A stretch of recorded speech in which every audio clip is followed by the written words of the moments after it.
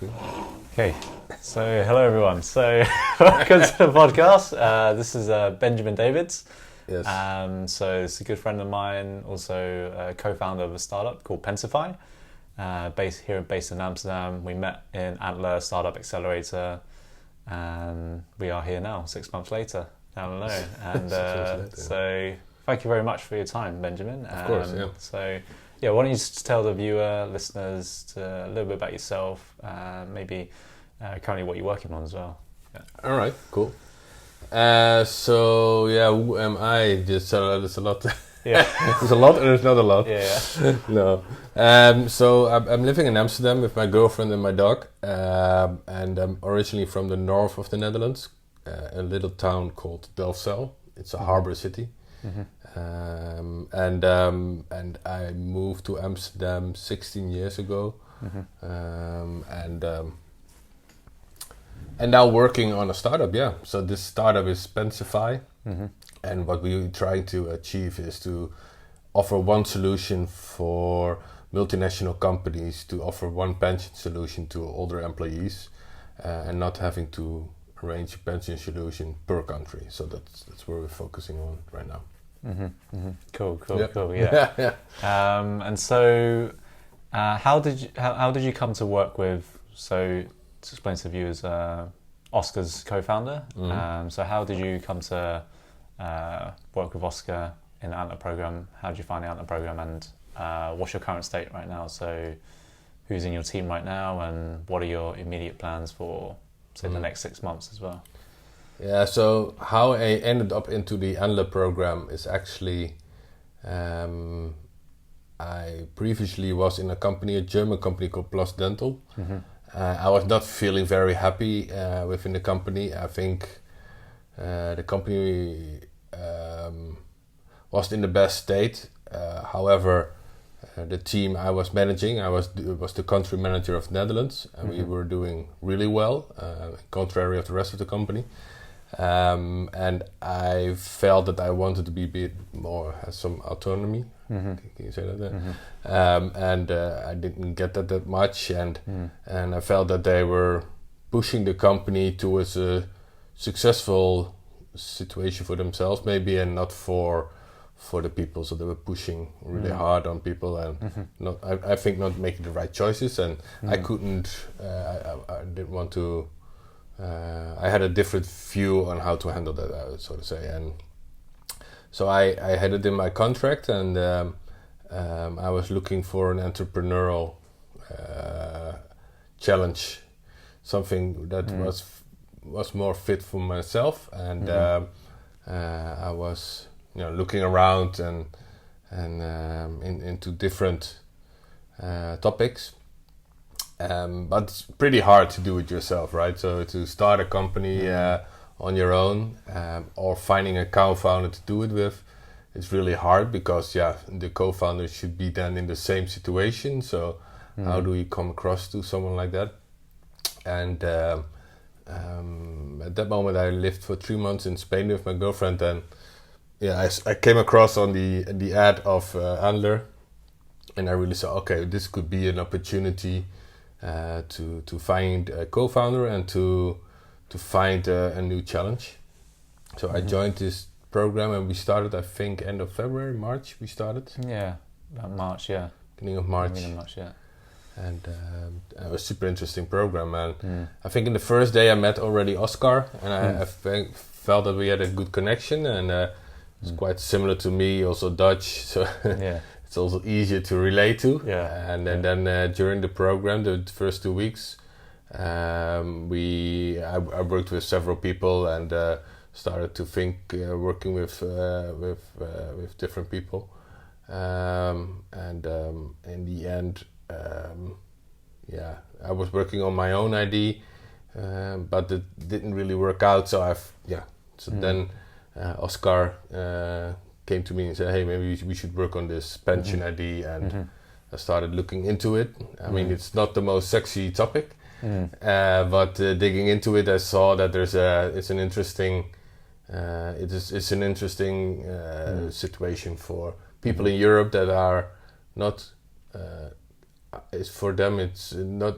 I mean, 73% of the people in Europe don't have a private pension secured for themselves, and if you look at the problems that will cause for the future, since the state pension will not be sufficient to care for everybody, that will be a very difficult situation, and will create elderly poverty in the future. So to make sure that this doesn't happen, I think this is a very interesting topic to go into, and to make it much more accessible for a wider crowd, to make sure that you put some money aside and make that very easy. I really like that topic, so we digged into it, and then we worked towards an IC and got funded for it. So that was quite fun. And afterwards we knew we needed a CTO, someone who really going to program to develop this for us, and we found a very interesting character who joined us called Olaf. And we also met someone who was in the cohort after us in Amt 6. He was a product head of product for a company called De Giro, and now also wanted to set something up for himself. And he heard our plans, and he wanted to join as well. So now we are with the four of us. Yeah.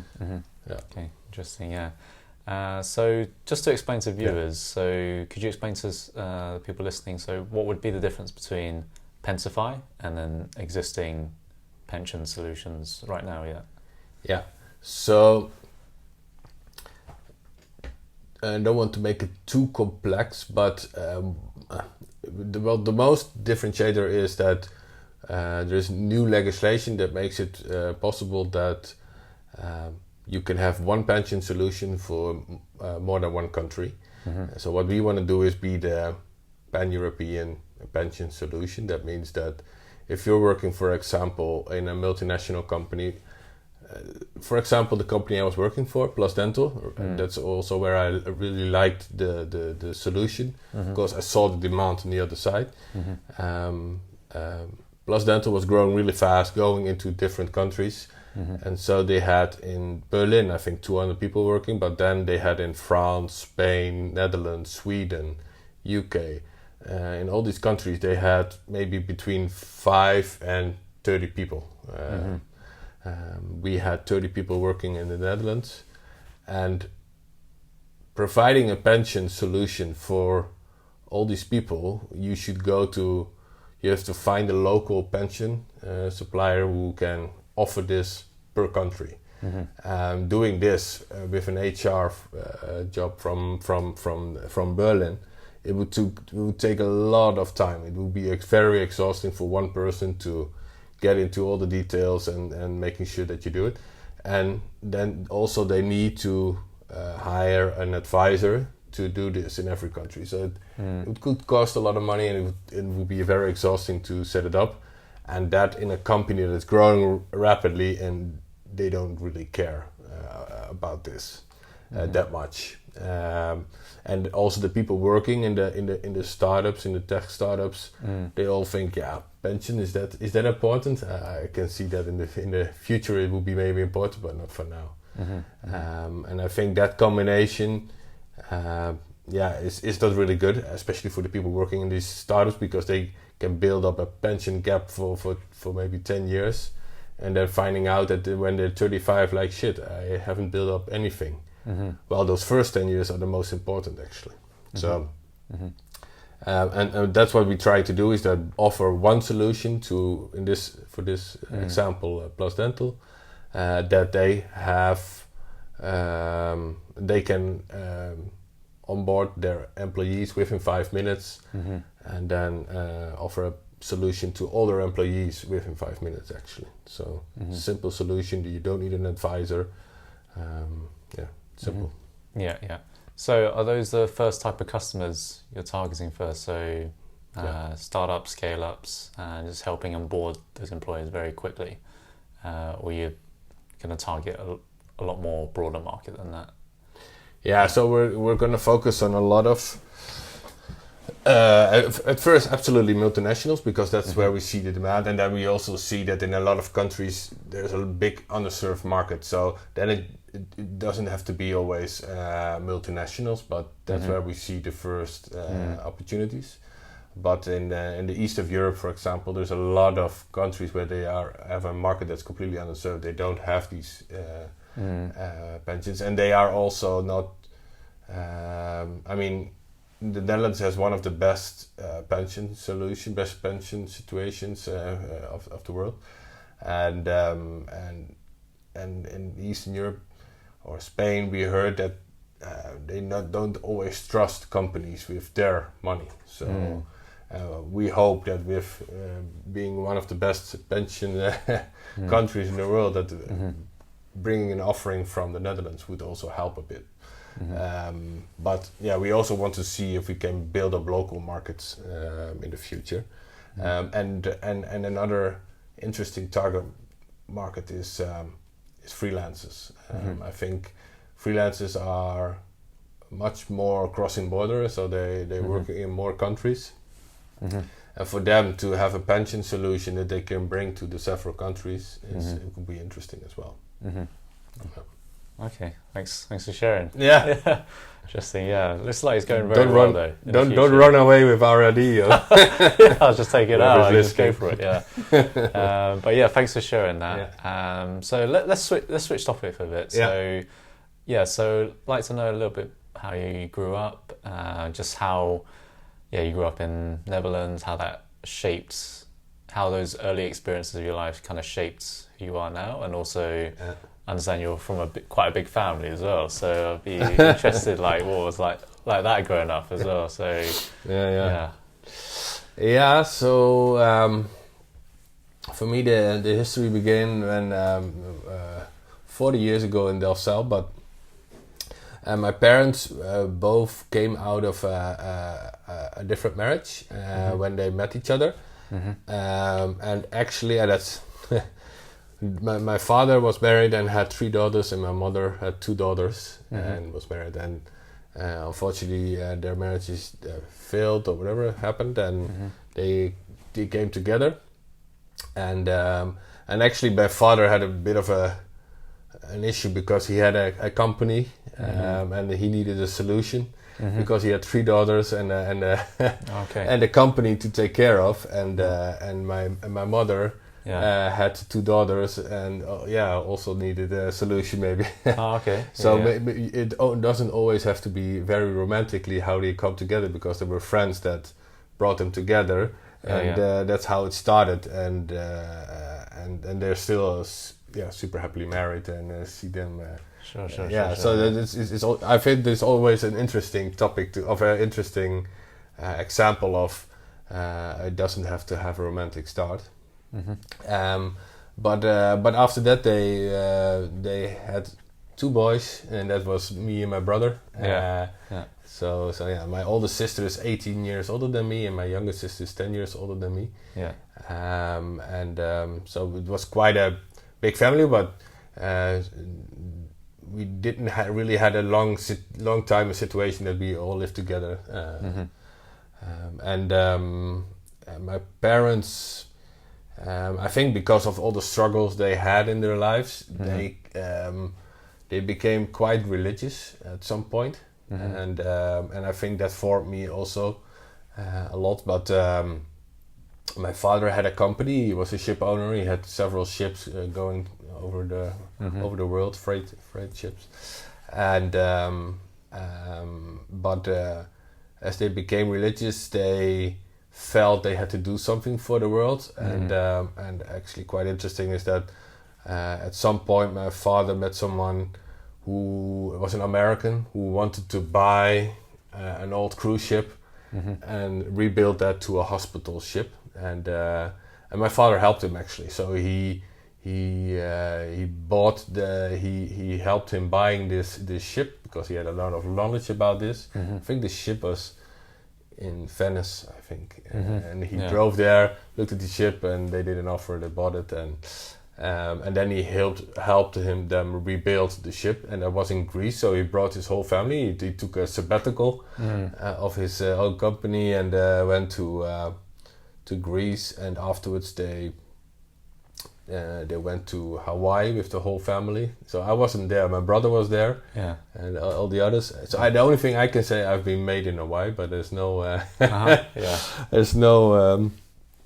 When I was born in Netherlands, so they just before I was coming, they moved to the Netherlands, and so I grew up in just in the Netherlands, but there was always a lot of international people coming to our house, and because they were still connected to this organization, and so there was always a lot of coming and going in our house, and my mother was always very open and welcome for everyone and cook for everyone, and she always cooked more than she needed to, because there could be guests. And that's I think that's the way I raised her. That's still the way I like to do it as well. So I really like to be open for people to come to my place, or to bring people together. I think one of the other things that was a big part of my childhood was that I had misophonia, I had the condition misophonia, and I never knew that actually, but when I was around 10, 12, I think that's the age that I started to get annoyed by noises, and it starts usually at the dinner table. So that's something that really had an impact, because I really couldn't stand certain noises. So they could be very simple chewing noises, for example. And this condition, it had an impact in the sense that I never wanted to eat at the table. I tried to avoid those situations, and I only found out when I was, I think, 30 or something, that I found out that it was misophonia that had that impact the 20 years before that. But for the rest, I think I had a very good childhood. It was super nice. It was always very religious. And when I started to go study in Groningen, and I got a different perspective on life, I think I got more away from being religious, and at first put that in the freezer, and then at some point said, okay, maybe I don't believe in a God like that, but so that it's part of me too, and I understand religious people and being respectful about it, but it's not my thing. Sure. So were you brought up in a Christian household, or a Christian household? Okay. And how many brothers and sisters did you have? 5 sisters and 1 brother. 5 sisters, 1 brother. Okay, so what was that like? Was it fun, or was it like a lot of fights going on? Well, the fights were only with my brother, I would say. So I think we always fought when we were at home. And the crazy thing is that as soon as my brother moved out, we become almost friends. Oh, okay. So 2 years later, when he moved out, he asked me to join him in his house where he was studying and I was studying. So my mother was really pissed off. Like, you could be friends when you were living at home, but So that was the fight. But with my sisters, I was the little brother, so I guess they take care of you. I was the spoiled kid, I guess. Oh, that's nice. That's nice. That's always when you're the youngest, I guess. Fair enough. And do you think a big family, like, I don't know, has an impact on someone? Like, does it make them more willing to share, generous, or do you think what's your take on it compared to, like, people with smaller families, say like an only child, or do you think? I guess so. I guess that has an impact.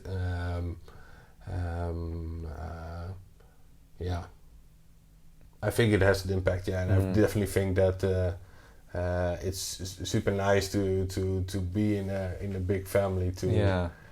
gives a very nice dynamic. But I have to say that in very early on, most of the sisters were already out of the house, so we didn't had like this 7 children in one house. We didn't have that, so only for a short while. I don't remember that. Sure. Yeah. Okay. All right. So you're obviously a highly motivated and driven individual. So you got a really good startup going on. So I think it'd be interesting for the viewers to like hear more about what's like your kind of perfect daily routine that you do. Let's start off with like what time you go to bed, like what do you do before bed, and then in the morning ritual, do you start with coffee, and then how you work as well. So I think it'd be quite interesting to hear that. Yeah. I'm always working on my routine though, so there's not really. But what I try to do, especially when so what I try to do is to after 10 I don't want to watch any screens anymore, so I put out TV and smartphones and put it aside, and then give me a time to adapt to get tired and stuff. And then I guess between 10 and 11 somewhere I would go to bed and fall asleep. I never set an alarm, so only if I really need to. That's also why I prefer not to have appointments before 10 o'clock, because I really want to have an early have a calm start, and I don't want to stress about getting up early. So when I get up, usually I have to take out the dog and then have a little breakfast. I usually bake pancakes every morning. Oh, nice! Oh, that's almost nice. every morning. Okay. Nowadays I try to drink my first coffee after 10. So my girlfriend is a lot with working on these routines and reading about this stuff, and she said that you should give your body the chance to wake up instead of waking it up by coffee. So I don't know. This is something I'm trying now. And that's pretty much it. Cool. And so touching on like once you wake up, so what are your working patterns after that? So you just how do you like to work? Do you do deep work, or do you just do how do you like to work during the day? So what I do is I try to go to office around 9, and then first decide on what I want to do that day. So between 3 or 5 things that I want to do. And as soon as I've written them down on a paper, I know that I'm more willing to achieve those goals. So that helps me a lot. And then then just start on the things that I prefer to do first. I know it's maybe better to do the ones you don't want to do first. And what helps me to get into concentration is to put in some music and put in some music. So you make a list every day of the things that you want to do. Are they like things that you want to do today or this week or just today? Usually today, but sometimes I can also write some things on for the rest of the week or something. But sure. Okay, that makes sense. Okay, thanks for sharing, dude. And so also touching on food. So just interested, what type of food do you normally eat, and what do you like as well? So any recommendations in Amsterdam? That'd be good as well. Shishito is good, actually. Oh, shishito. Yeah. What's that? Yeah, that's really nice, actually. That's it's like a poke bowl combination. Oh, okay, like Japanese food. Yeah. Oh, nice. Yeah, it's a bit of a combination of poke bowl and sushi, I would say. I think that's the okay. Well, it's really good. Yeah. We have it around the corner, so we pick it up regularly. But yesterday I made some ceviche. What's that? I'm the biggest fan of ceviche. What is it? It's like it's actually raw fish. That you cook in lemon juice. Oh. Yes. Wow. So instead of oil, you use lemon juice. But you don't cook it. You don't warm it up. I mean, you don't heat it up. It's just lemon juice. Oh, okay. On the fish. It's marinade. It's like soak it. You soak it in lemon juice. So you put it for half an hour in the fridge. So some fish with some lemon juice, and the acids in the lemon juice cook the fish. Oh, wow. Yeah. Actually cooks it. Okay. Yeah, I check made it out. actually yesterday. I wanted to do it for a long time, but I was a bit afraid because it feels a bit weird, right? To buy raw fish and then put it in some lime juice and then you think you can eat it. Yeah. Oh wow. But yesterday I did it, and then you put in some fennel and all kinds of vegetables with it. Yeah. And then some codfish in the lemon juice with some ginger. It's super nice. Okay. It's Peruvian dish actually. Oh wow. Okay. Yeah. It sounds quite good. I might try that. Yeah. Yeah. It's quite easy. It sounds quite easy to cook, right? It's super easy. Just put it in the lemon juice and you're done. Yeah, it's super easy. It's super easy, and it's super good. But, I was telling. I asked my girlfriend, like, could I eat it every day? But I don't know if it's lime juice every day in your body that much. It would be. Oh yeah, that's true. Maybe it's good for like a bit of vitamin. Yeah, bit of vitamin, like having a bit of fruit every day. It's the same thing. Well, salmon's good for you. I mean, salmon's good for you. Yeah. Definitely good for you. It was codfish actually, but codfish. Okay. But I guess you can also do it with salmon. All kinds of fish. Yeah. So is that something like you like to do then, cooking? Absolutely, Wow, okay. Tell me more about it. Now, cooking is really something that calms me down, I would say. So that gets me relaxed, especially if I can do it with a podcast on or something. But if I have to concentrate, then it's impossible because then you have to listen and concentrate on the recipe. I love it, and I really like. What I did in the past was I had a house with a big living room.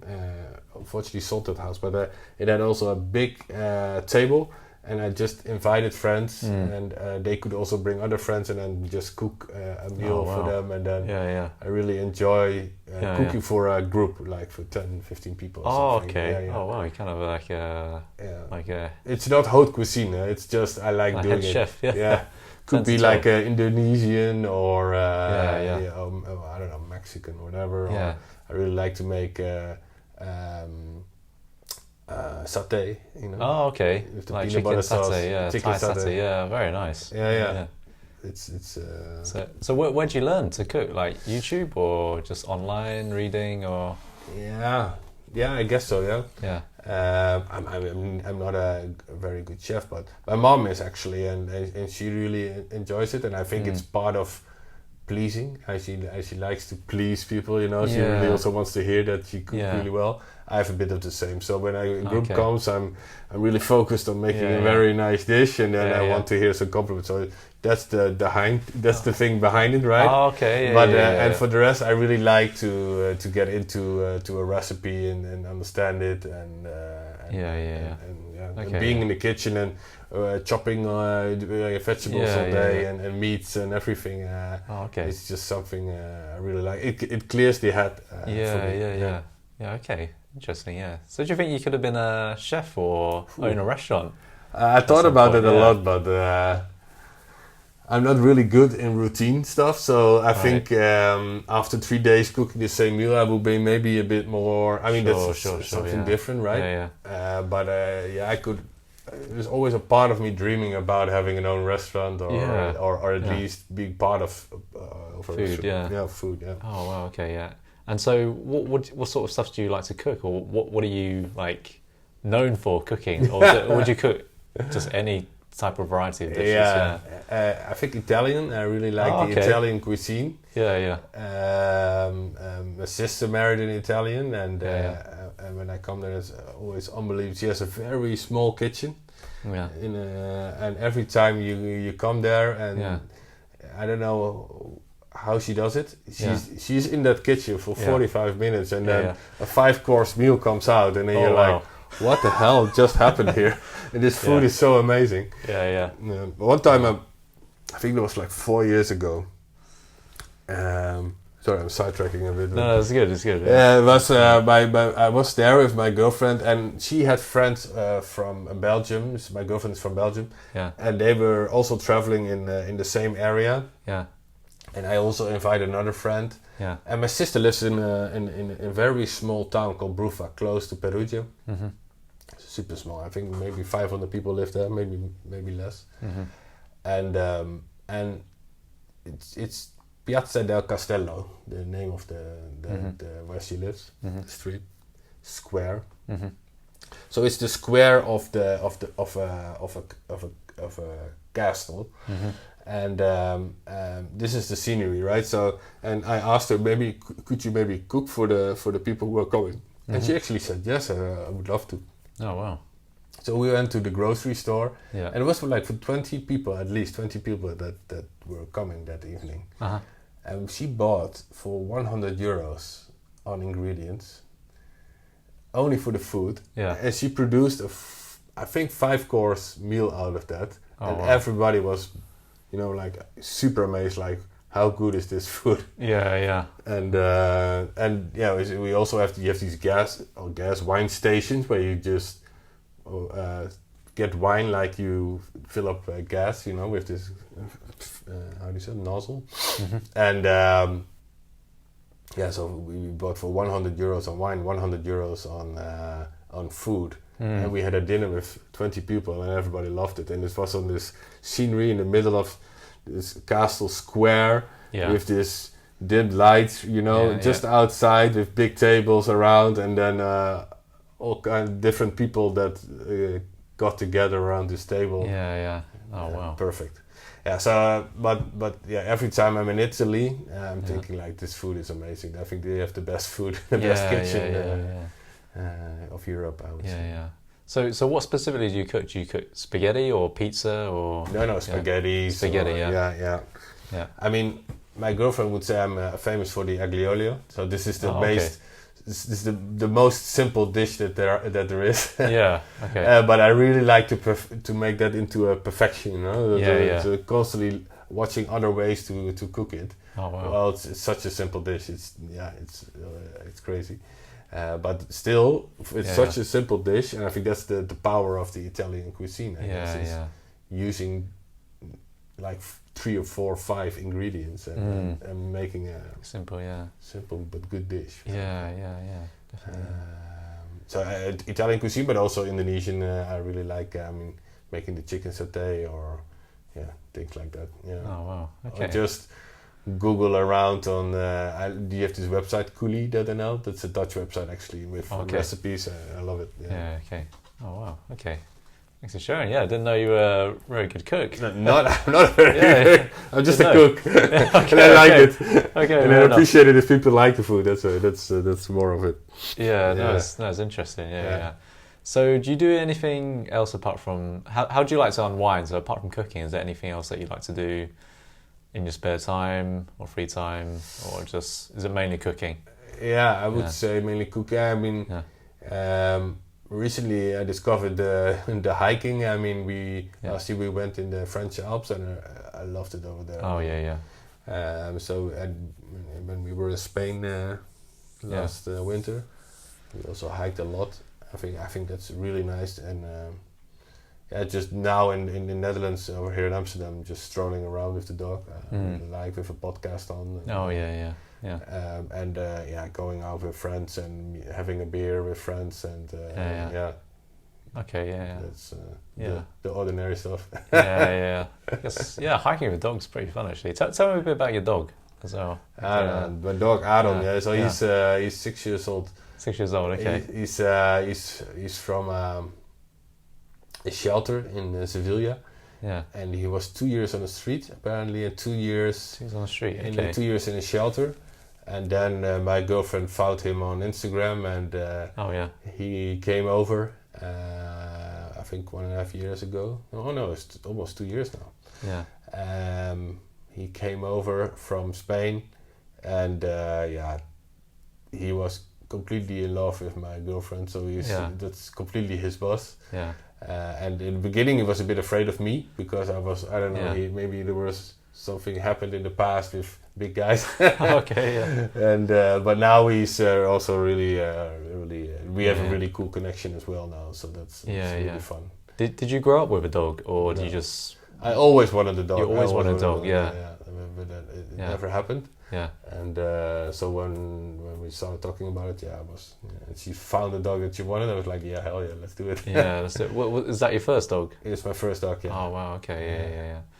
And We don't deserve dogs. That's you know that expression. Oh, okay. Yeah, I really believe that. I mean, dogs are so kind. They are so love giving, and I don't know. Yeah. Beautiful creatures. Yeah. It's very popular in Amsterdam. A lot of people with Yeah? dogs in parks everywhere. Really? Like I live in Nord, so there's dogs everywhere. Different than the Yeah. UK then. Yeah. I think it's a lot different. Yeah? I think it's a lot different. Much more popular. Yeah. I think it's also because of Corona, more people got a dog. I mean, it was really popular in that. But you have this show on HBO, the Dog House. I think that's where Dog House. Okay. It's this series where they have a family that comes to a shelter, and then they are trying to connect that to a sheltered dog, you know. And okay. And then they bring them together and they see if they have a connection. Oh wow. I love that show. Yeah. Okay, I'll check it out. But don't. I have to now say something masculine because this is getting too. The two puppies, all right. Yeah. Okay. Let's ask me about my beers. No, just kidding. ask your beers. Yeah. But let's touch on TV shows actually. So I know you like your TV shows, your comedies. So we've got a shared interest in Ted Lasso. Ted Lasso. Brilliant show. That's really brilliant. Brilliant show. Yeah. Oh my god. Yeah. I mean that's the perfect combination of fun comedy and a bit. How do you say it? Family friendly? Or family friendly. It's just very wholesome. Yeah. It's like very. You just kind of want to be friends with everyone. On a TV show, you want to meet Ted Lasso and just be friends with him. Yeah, he's like the perfect guy. yeah, exactly.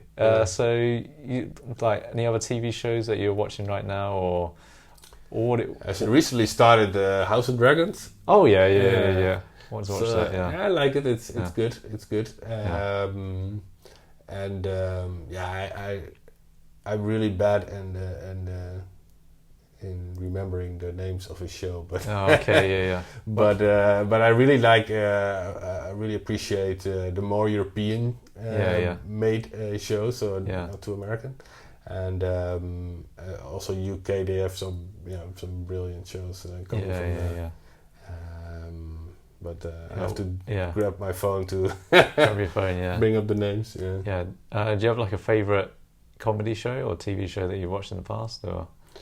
They're quite difficult. Yeah, it is quite difficult. Maybe a tip is one.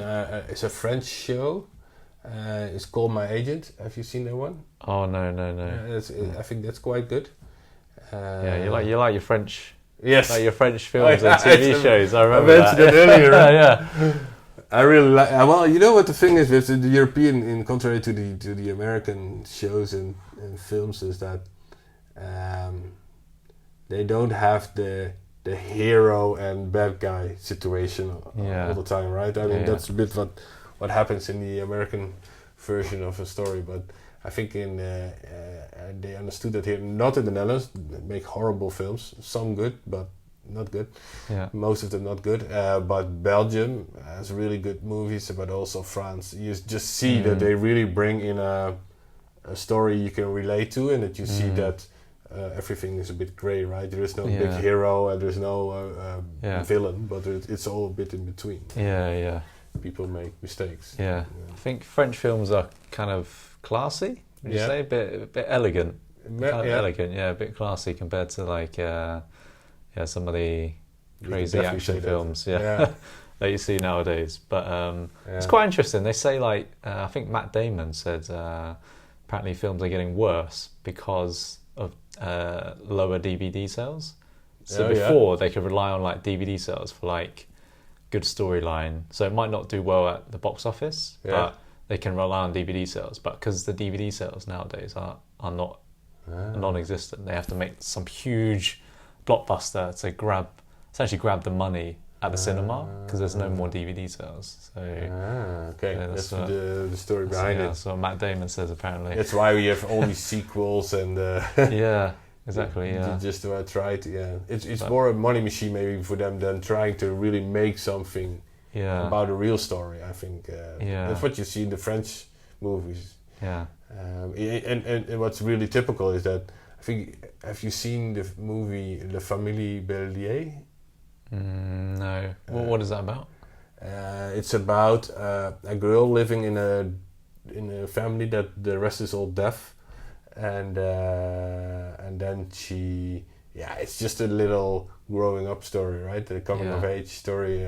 No, not a coming of age, but she's trying to discover her singing skills or whatever. Oh, it's a family friendly movie, but it's a really nice story. And instead of just bringing that to the US, they remake that, and then they make their own Apple, version. Right? Yeah, it was an Apple TV, right? Yeah.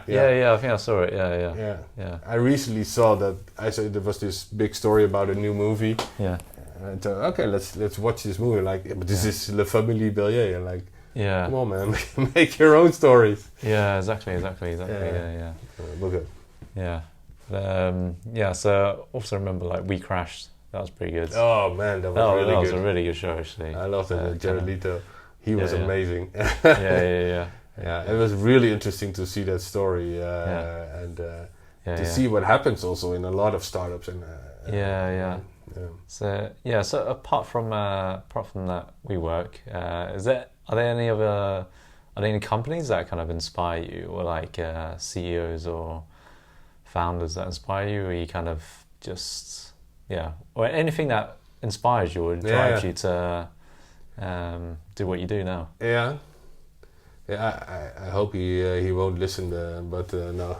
It's actually a friend of mine I met him. I once worked for a startup called Matthijs Melterbox. It was a meal kit company. Okay. And I had a very interesting journey within this company, but there was also a company in Norway who had the same investors, so same company, same investor, and there were these two guys working there called Lasse and Harald, and I met them because they had the same investor, right? And Lasse helped for a bit also in the Netherlands, so he came to the Netherlands. But these guys are 10 years younger, but what they achieved already, setting up several companies and really pushing on it, and no big educational background, right? Just hustling and getting stuff done and getting stuff done. I think that's also inspiration. As I look more around me than I look in, and then for example an Elon Musk or a Steve Jobs. I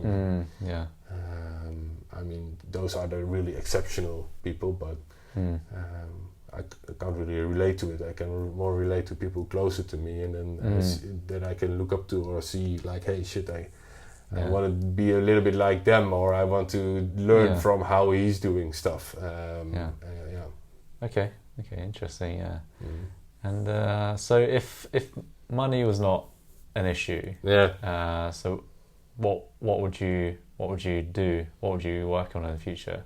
Would you open your restaurant? Would you work in food, or would you do? It would be interesting. What would you do?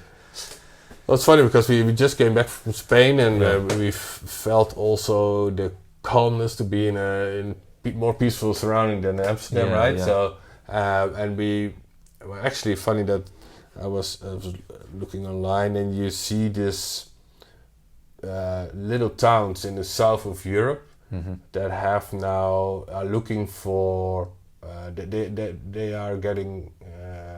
There's a lot of elderly living there, so there's a lot of grey people living in those towns, right?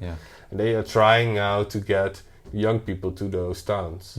And I saw this village in Italy, in Tuscany, Polomiro or something it's called. And they are looking for remote workers to come there. And I was like, oh, that would be fun, right? To live in a quiet old town, but then with the buzz of having young people around that are also, international vibe, and then I would really like that to someday in the future to go to a town like that and have a house there. And nice. Have a little, I don't know, cook maybe for people, but I don't know if we call it a restaurant. I mean, if money's not an issue, just entertainment, right? I don't know. But also, I would really like to. I mean, being in a situation that you can just invest in startups and being close to startups and founders, and of course that's the dream. But I don't think I would achieve that. But. Okay. So basically the idea is to kind of like settle down in a nice place, nice environment, have your friends, family, and just maybe cook for them sometimes. So okay, that's really nice actually. I like that. I think that's and it could also be in Amsterdam exactly. It's just having a nice house area or a nice situation for myself, where I and then nice, being able to cook for people and bring people together. I think that's what I really like to do actually. And so have you travelled a lot? Would you say you travelled a lot, or? Yes, I guess. Mainly in Europe or around the world? No. So Asia several times. My sister, my other sister, lived in China for a while, for 7 years. Yeah. So I visited her and went to Thailand, but I also been to Bali, Africa, South America, the US a couple of times. So would you say your favourite place has been Spain, or have you? No. Do you like all these type of countries? Europe is definitely Italy, and Italy. Okay.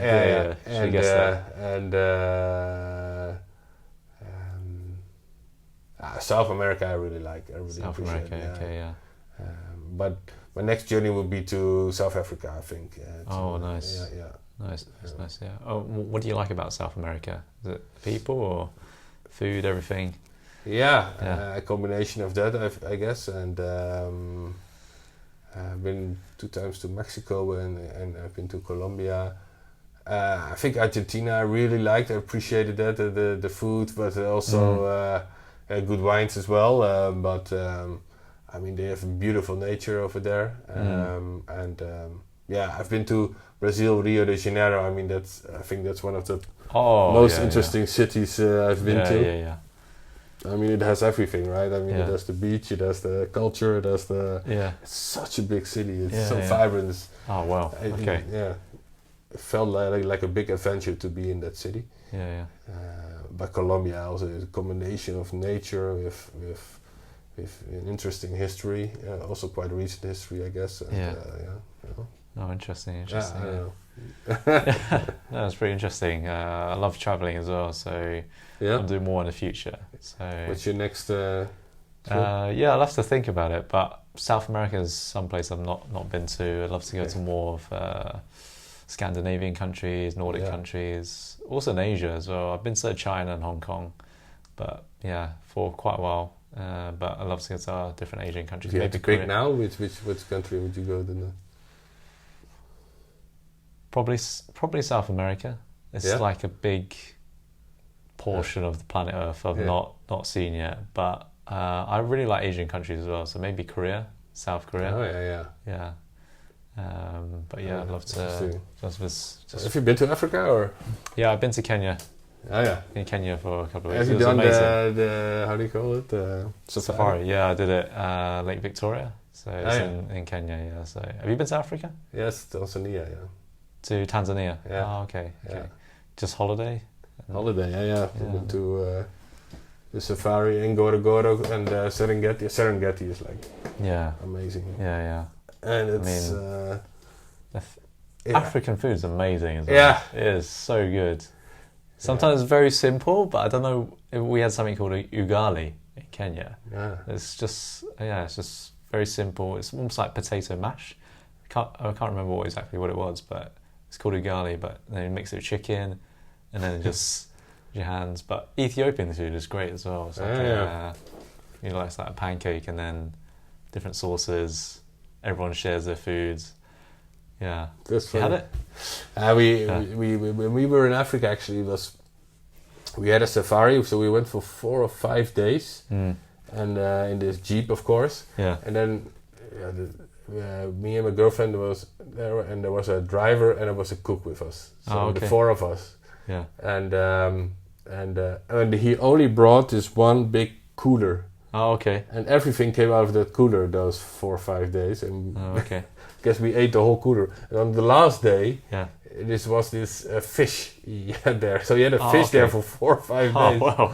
I thought I would at least, but it was amazing. I mean, it was really, the food was really good. So I really wanted to get into his recipes and to try to understand how did he cook it. And then he came with ingredients like also maggi. This is this thing that we have in the Netherlands. But it was very random stuff that he really created his own flavor. I would almost say. It was really good. Oh wow! Yeah, good memories about that. Yeah. It's like good Surinamese food here as well. Yeah. Very nice actually. It's like did you go to Kwaku Festival? No. Did you go? No, I didn't. I wanted to go because I heard it's amazing food. Yeah. But I know you remember water cans. We had that Surinamese dish. You liked it? That was very nice. Actually. Very nice. Roti. Good recommendation. That. Roti chicken.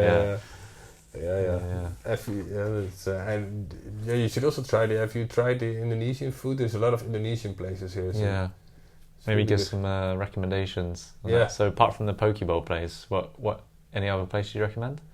Well, you have if you want Suriname food, that's really good. Is actually in Waterlooplein. You have the metro station, so you have to go to the metro station, and then just before you go to the metro, there's this Suriname place, and it looks not fancy at all. Yeah. But they have the best Suriname sandwiches in Amsterdam. Okay. I think that's really good and not too expensive. I think you should try that. Okay, And if you if you really want to try Indonesian food, there's this place. What's the name of it? Okay, no, I have to. Yeah, okay. Come on to it later. I need to check these places out. So far, I've only tried the buffets. Oh yeah, so the sumo buffet. I've never tried a buffet. Really? Oh really? Let's try Momo buffet next to the library. Is it all you can eat? Or? Yeah, it's all you can eat. Wow. It's mainly sushi, so you just keep ordering sushi. I can eat a lot. I can eat a lot, man. At those moments, you just go for it. Yeah, it's technically not unlimited, so they give you 5 rounds. Oh, really? 5 rounds, and then for how do each they round, check that? You order on an iPad. Oh, really? Little tablet, so it's just to check you're not kind of stealing food from them. So 5 rounds. It's not really a buffet anymore. It's not like you walk. Yeah, but the 5th round is like you almost your belly's gonna die from too much food. So it's 5 rounds, 5 plates for each round, so it's 25 plates. So you're thinking, it's not that unlimited. But then you get to the 5th round, it's like, oh my goodness, like your belly's kind of like popping out. And then you feel sick for 2 days. Walter and I did it once, really? and it's gonna towards the end. Yeah, it was equal. But I think he kind of edged it though. Yeah? Because towards the end, I think they gave us someone else's dish. Oh. And then Wouter just started eating it and thought, oh my God, I better finish this now. But it was actually someone else's dish that he gave to us. So you had 6 plates? So it was, almost like, 6 plates at the end. But this was a big plate. It was like 8 Mackies. And he just took it all. So, that was interesting. It's fun. Yeah, it's pretty fun, But, I never go to these places. Actually. And get the buffets. Yeah, it's can be kind of disgusting, really. But yeah. But I enjoy it. I enjoy buffets. I enjoy buffets a lot. Yeah. It's my favourite. That's cool. Yeah. And do you like to go to Chinese restaurants here as well, or? Yeah. Well, I love Hong Kong foods. Yeah. I love Chinese food. So every time I go back to Hong Kong. So I absolutely love the food there. Like everything from the culture. Like is that very different, Hong Kong food towards Chinese food? Chinese food is not one dish, of course. I'd say it's slightly different. China's Hong Kong. I'm used to like dim sum, just more basic dishes. Maybe roast duck with rice, fish, vegetables. China dishes are a bit more intricate. I feel. They like to mix a lot. Do a bit more creativity, but Hong Kong's just, I don't know, I just really like Hong Kong dishes. Hong Kong taste is a bit more sweeter as well, so we don't like it too spicy. No. But yeah, back where I live in Hong Kong, we live near the seaside, so it's really fresh seafood. So fish or anything sea related is your thing, then where I live is great. Have you been to Hong Kong? No, my sister lives there actually. But you mentioned, but great place to just, I I think living there's be pretty fun as well. It's not only city life, but there's also like a lot of hiking, countryside. Yeah. It's close to the mountains, right? Yeah. Yeah. Like, food is great. One of my favorite drinks is like iced milk tea. I know it sounds strange, but it's so good. Yeah. It's so good in Hong Kong. Like bubble tea as well. Iced milk tea is so you good. I tried bubble tea here. It's just with this Yeah, weird it's bubble. not good. What, It's what, not good. It's no. not good. Yeah, it's not good. But just iced milk tea on its own without bubbles, it's really good in Hong Kong. Okay. Yeah, it's really good. I Have think. Have you been to New King, the restaurant? Yeah, I think I have. I have. Yeah, it's really Say good that. actually. Yeah. Yeah, it's really good actually. Yeah. I think Chinatown in Amsterdam is pretty good. Yeah. Yeah, like walk down. I like smelling like Chinese food as well. So sometimes, I'll just walk by and I kind of smell like Chinese food in general. It's kind of makes it feel good for some reason. Yeah, so that's it. But there's a whole Hong Kong culture of not just the food, but also the way of living as well. So they get up really early, like 6 a.m. for like morning breakfast. But it's like really like homely feel to it. So you eat with your family, eat with your friends early in the morning. 6 a.m, that's pretty normal. And then you kind of go through your day. But then because it's so hot during the day, a lot of the activities are on at night as well. So it's and they have like the siesta, like they sleep during the afternoon, or we should do that. That would be smart. Yeah, that would be a smart thing. But we've got air conditioning everywhere, so that's fine. Yeah. You just have long work days then. Yeah. Just normal work days, but evenings is when things you can just go out. And it's just really nice. Nice weather. Are you originally then from Hong Kong? Are you related to Hong Kong? Yeah. Yeah, my parents are from Hong Kong. I grew up in the UK. Yeah. Yeah, so that's the thing. Yeah, so but have you always lived in Netherlands? Like, yes. Always lived in the Netherlands. I only lived for half a year for an internship on Aruba. You know Aruba? Oh, okay, yeah. Caribbean. Yeah. Oh, fair enough. So no, not really an international experience on living abroad or something. No. Okay. Have you lived also in? I've lived abroad, so for not long though, not as long as Amsterdam. Amsterdam's probably been the longest. So I've lived in US for a bit, Japan. Absolutely love Japan. Yeah. China. There's 4, including Amsterdam, 4 countries really. Where did you live in China? First in Jinan, which is city province in China for a couple of months. Then I was in Shanghai for a couple of months. Shanghai's amazing. Yeah, really great place. Huge city. Yeah, I think its population's over 20 million. How do you look at China now? Yeah, so that's an interesting topic. So obviously I'm Chinese. My roots are China, but I think there's a lot of interesting things going on there. But but my roots are Chinese, so I'll always respect what the decision of China does. Yeah, or respect what they do.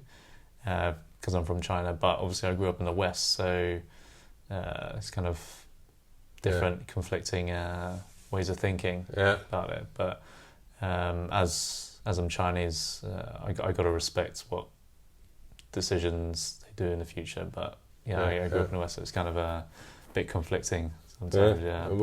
What if you look at Taiwan, for example? If you look at that topic? What's So I'm a bit guilty of I haven't read too much into it. So I probably need to read more into it about history of this to fully understand the situation. I probably need to read more into it. But it's not a good situation. No. At the moment with Ukraine and everything going on, so it's not good for the planet, I guess. No.